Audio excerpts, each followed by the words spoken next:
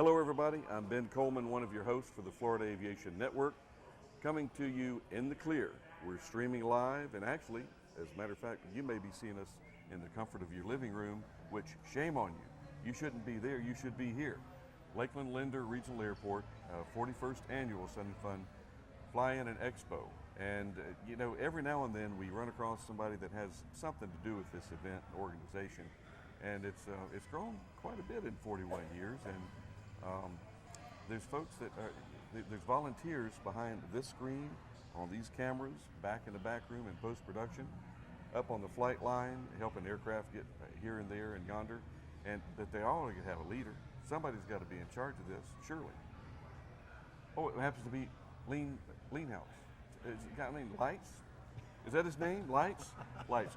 Good to see you there, Ben. Always good. We have Lights Leenhouts here, and John Lights Leenhouts, for those who don't know his full name. Lights, tell us a little bit about what's been going on at Sun and Fun here for the 41st.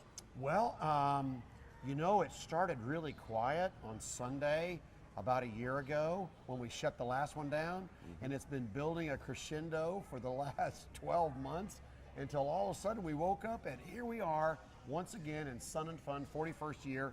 And on Sunday of this year, the Sunday before the show, we started seeing an onslaught of aircraft flying in, and it was way above previous years. So the buzz about what we're doing was getting out there. And here they come, flying in from all over the country. Monday, they had to slow down a little bit, had a little bit of weather. The rain slowed things down, but it got the dust down, which was good. We opened up on Tuesday to huge crowds. Tuesday and Wednesday were spectacular. The ramp was almost full of warbirds, and we have a new warbird ramp, which is half again as large as it was all previous years, all resurfaced because of our buddies at the Lakeland Linder Regional Airport and the city of Lakeland. And so that was filled with this great array of unusual, exotic warbirds. Then the vintage area started packing in with campers. And then by the time we got into Thursday, I was almost out of space going into the short wing Piper general aviation camping on the west end of the field, all the way around the back end of the runway. Now today, it's literally a 4,000 aircraft experience to walk on that ramp. So very spectacular. And the vendors, the exhibitors, I mean, they're just the greatest folks, and we've exceeded all previous years in the number of exhibitors for at least the last 2 decades. 508 aviation-oriented exhibitor vendors that sell everything from paint to polish to aircraft to engines to jackets to sunglasses to radios and headsets. It's all here, all the newest, neatest stuff. So to say that we're just a fly-in would be a misnomer. We are truly an expo convention of, I call it, Woodstock proportions. I love it, Lights. But Lights, now tell me, Sun and Fun Expo and Convention, that's just for kind of the wealthy and the people that are affluent, and they've been there and done that. We don't want to have any young folks coming around that might be trying to learn about this organization, do we? Well, there was probably a period of time when that might have been going on, but that's not the culture today. Okay, can you enlighten me a little bit? Well, the neatest thing has happened in the last few years. We, Sun and Fun, were faced with some challenges, financial challenges, and there was discussion that it couldn't go on. So we hunkered down and we figured out in a room with all the employees, who are we and why do we exist? What's the purpose of Sun and Fun? Why do I want to get up in the morning and come in here all the other 51 weeks of the year, other than just a plan for the fly-in? There's got to be more. You can't live on one experience, 1 week of aviation excitement for the rest of your years as a corporation.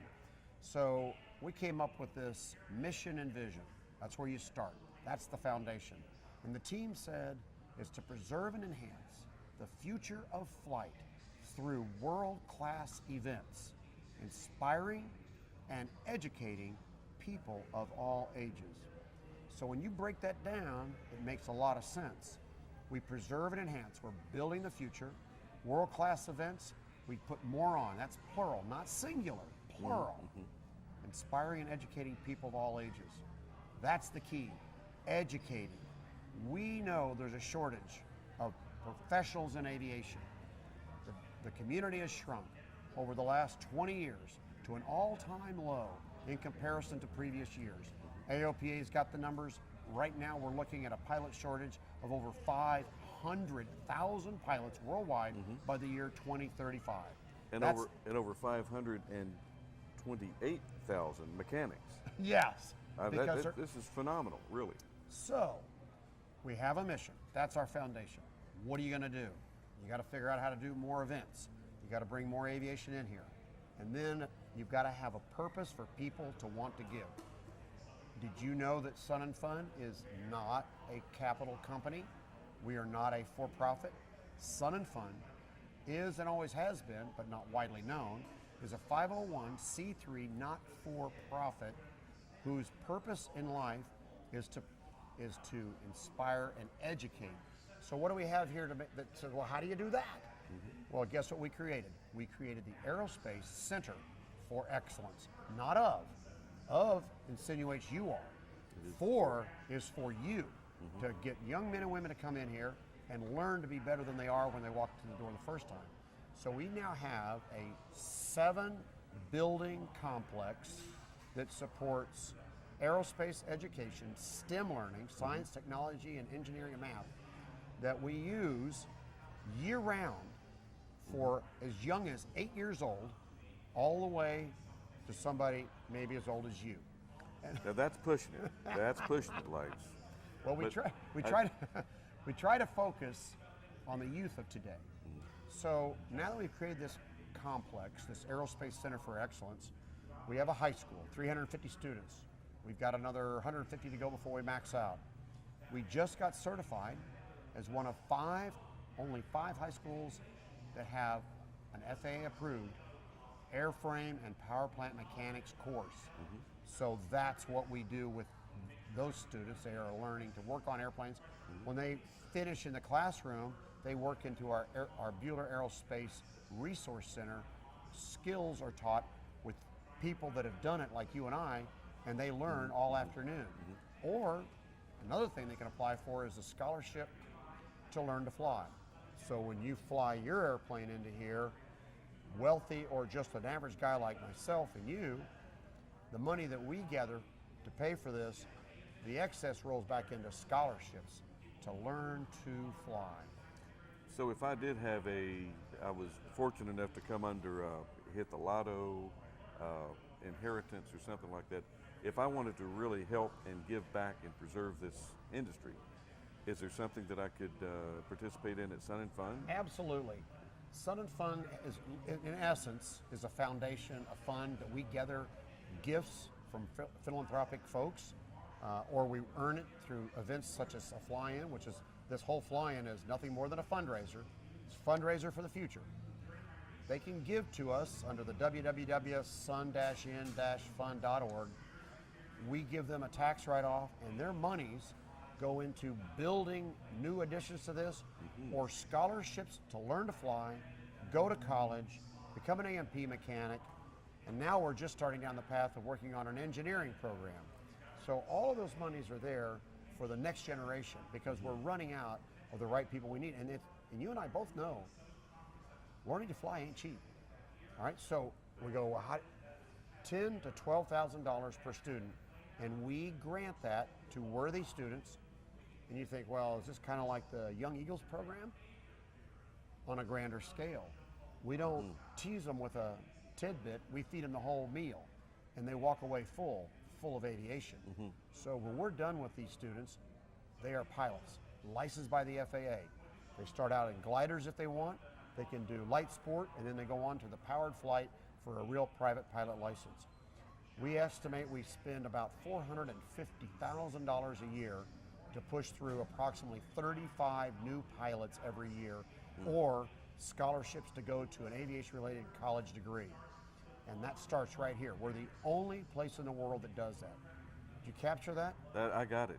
And as a matter of fact, I happen to run into some folks that are talking about moving to Lakeland just because they want to get their kids, and their kids are with them, and they're like 9, 10 years old, just because they want to get their kids into high school. And well, they should. And We've actually had people move here from all over the state of Florida. Our furthest was a family from Alaska that moved from Alaska. He found a job in the Polk County area, living in Lakeland, and their student goes to the Central Florida Aerospace Academy and is learning to fly. And that's the coolest thing.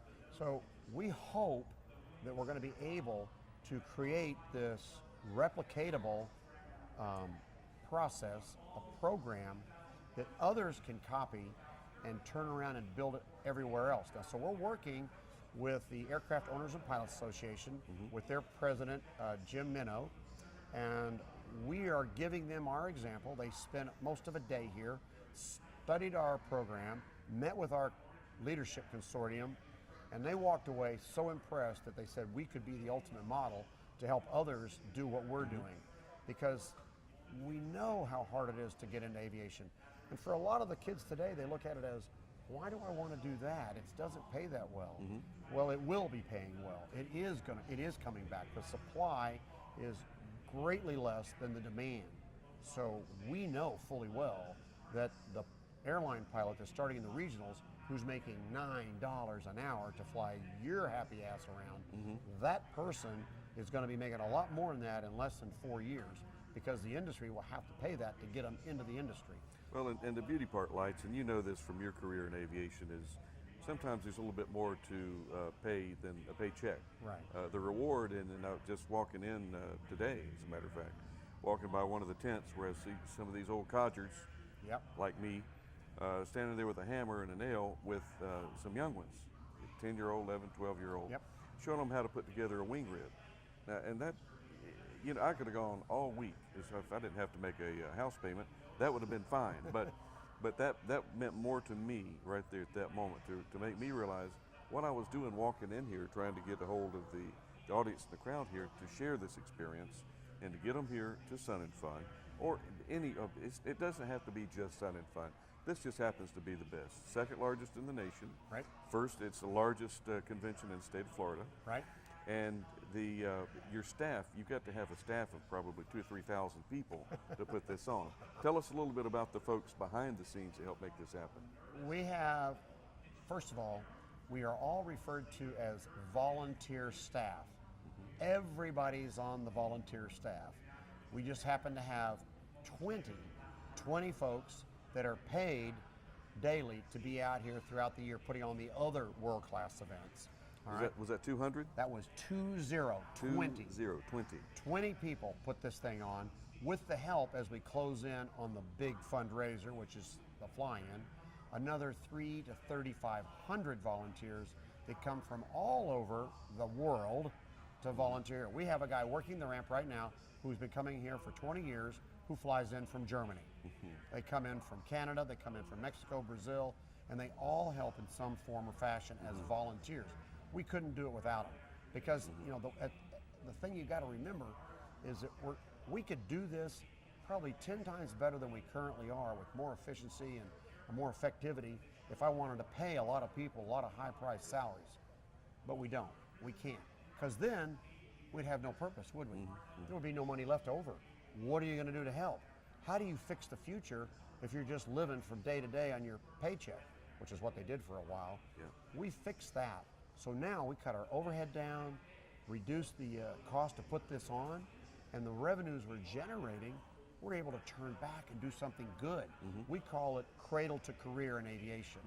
Building, as our shirts now say, a brighter future through aviation. So our focus is clear, our passion is high, and we have great assistance because we're doing something good, not for remembering the past, but moving into the future. And that's the key to any organization. I could sit here all day and tell you what I'm gonna do, and you would find that mildly interesting and say, well, I might help you but when I come and tell you this is what I've done, you're like, okay, you're doing it, I wanna help. It's kind of like seeing that boat leave the pier and everybody's having a good time. You say, wait, I wanna be on that. But if we're back there in the bar and I'm telling you we're gonna leave set sail on that boat, you're like, yeah, whatever. I'll give you a really good example. Have you had a chance to walk out and look at the Piedmont Aerospace Experience 727? I have. Okay, that was a gift from the FedEx Corporation. A wonderful group of folks. Did a fantastic job giving that to us. And then, now what do? You got a jet. Okay, the dog caught the car. What you gonna do with it?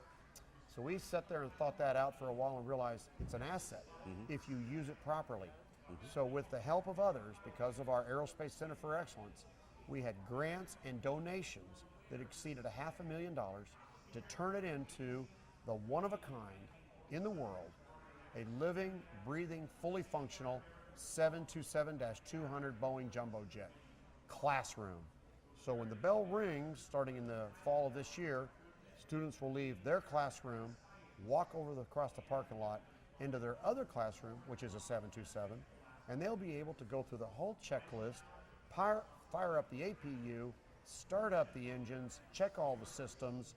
Cameras will be mounted so that the students in the cabin can see what's going on. They can look over and see the cockpit, and a student is doing all this. Just like we did the other day when we did the ribbon cutting, we had a student, a 19-year-old young lady, Carissa, who is a college student, graduated from the Central Florida Aerospace Academy. She started that baby up. All right, can you imagine doing that at 17? Hello. Yeah, that would have given me a jump start. It really would have. And that's the kind of thing that gets people excited to want to help, because we're doing it. We're not talking it. We're doing it. We policed ourselves. We became financially sound. We became focused and dedicated to the future with a path and a clarity of mission that others can understand and appreciate and get on board with. Lights, it almost sounds as though Sun and Fun is not as so much a business as it is a movement. I'm getting the impression that it is a movement to cause a definite effect and a controlled effect, a planned effect on the youth. And you use the term from on the career from Career to cradle. Career to cradle. I like to call it from diaper to diaper. Let's get the kids, because I see a lot of baby carriages out here. Yeah. And then I see a lot of the scooters, and I know there's some diapers somewhere on that power scooter. So let's just call it going from diaper to diaper. Diaper to diaper, yeah. Well, that's pretty true. But we just want to get them in that career right now. And it's pretty fascinating. We watch our students come in as kids at around 14 to 15 years old, and they're just like all the rest of America. They've got their hat on crooked, they got their pants at half-mast, and they're talking in slang. But the peer pressure in our school within 6 months changes them to be good citizens. They've got new skill sets of character they never before had. Their parents could have been great parents, but they're just like the general public until they're around their peer group, and their peer group has an effect. Yes, sir. No, sir.